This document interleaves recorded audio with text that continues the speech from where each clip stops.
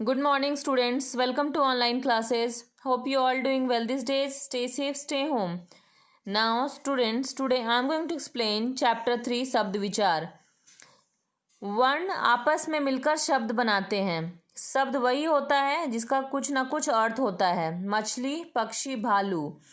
म जोड़ अ जोड़ छ जोड़ अ जोड़ ल जोड़ ई मछली. ऐसे ही पक्षी और भालू को तोड़ के लिखा गया है स्टूडेंट्स. उपर्युक्त शब्द मछली, पक्षी, भालू कई वर्णों के मेल से बने हैं.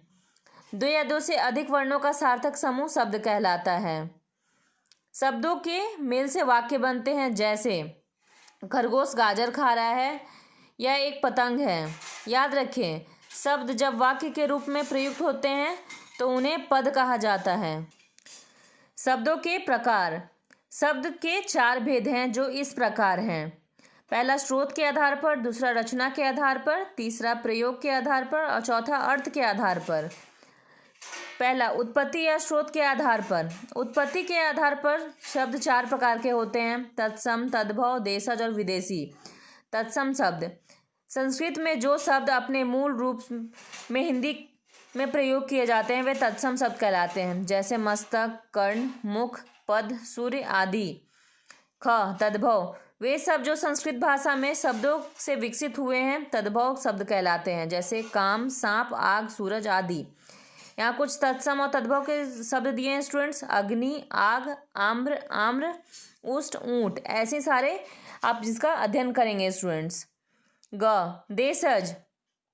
क्षेत्रीय अथवा स्थानीय बोलियों से हिंदी भाषा में आए शब्द देशज कहलाते हैं, जैसे लड़का, चिड़िया, खिड़की, जूता, पगड़ी, लोटा, डिबिया, झुग्गी आदि.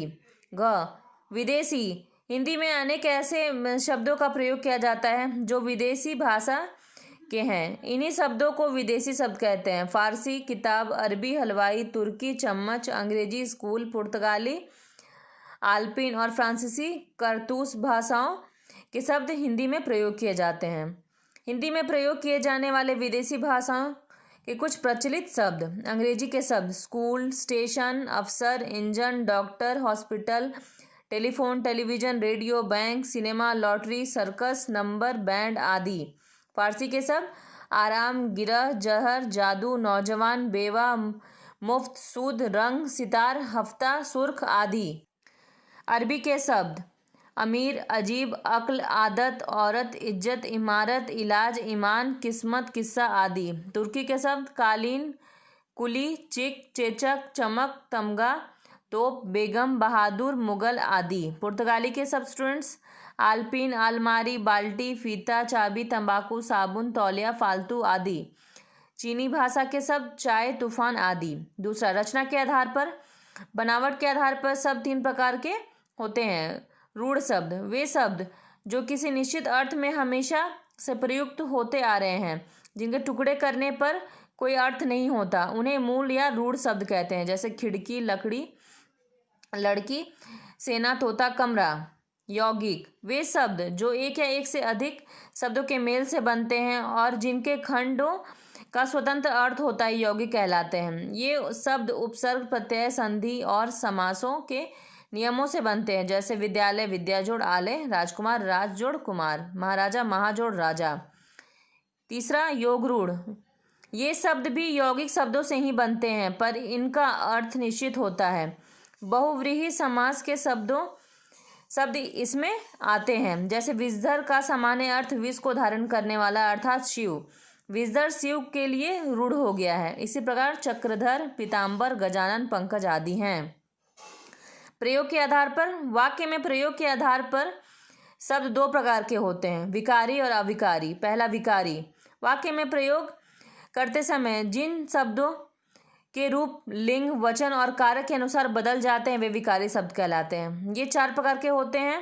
पहला, संज्ञा: लड़का, अध्यापक, शेर, भेड़, कमल, आंख आदि. दूसरा, सर्वनाम: मैं, तुम, आप, वह, वे आदि. तीसरा, विशेषण: होशियार, लाल, बड़ा, समझदार, सुंदर आदि. चौथा, क्रिया: पढ़ना, लिखना, आना जाना, गाना आदि. ख अविकारी. जिन शब्दों के रूप में लिंग, वचन और कारक के कारण कोई परिवर्तन नहीं होता उन्हें अविकारी शब्द कहते हैं. ये भी 4 प्रकार के होते हैं. क्रिया विशेषण अंदर, कल, तेज, धीरे धीरे आदि।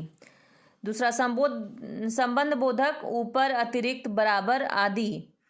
समुच्चय बोधक है या, और, आदि। विस्मयादि बोधक अरे, आह, वाह आदि। चौथा अर्थ के आधार पर शब्द दो प्रकार के होते हैं, सार्थक और निरर्थक। सार्थक जिन शब्दों का कुछ अर्थ होता है उन्हें सार्थक शब्द कहते हैं, जैसे फूल, घर, वायु, जल, पुस्तक, पानी, पेड़, पहाड़, कमल आदि। व्याकरण के अंतर्गत केवल सार्थक शब्दों का ही अध्ययन किया जाता है। ये भी चार प्रकार के हैं। पहला पर्यायवाची शब्द, वे शब्द जिनका अर्थ में समानता हो पर्यायवाची शब्द कहलाते हैं। विलोम शब्द, विपरीत अर्थ प्रकट करने वाले शब्द विलोम शब्द कहलाते हैं। तीसरा एकार्थी शब्द, वे शब्द जिनका सभी परिस्थितियों में एक ही अर्थ होता है वे एकार्थी शब्द कहलाते हैं। अनेकार्थी शब्द, वे शब्द जिनका अर्थ परिस्थिति के अनुसार बदल जाता है अनेकार्थी शब्द कहलाते हैं स्टूडेंट्स। निरर्थक शब्द, जिन शब्दों का कोई अर्थ नहीं होता वे निरर्थक शब्द कहलाते हैं, जैसे वाना, वाय, वकान। ये शब्द अनायास ही हमारे मुख से निकल जाते हैं, लिखित भाषा में इन्हें कहीं नहीं लिखा जाता। सो स्टूडेंट्स, हमारा ये चैप्टर यहाँ समाप्त हुआ। Thank you and have a nice day.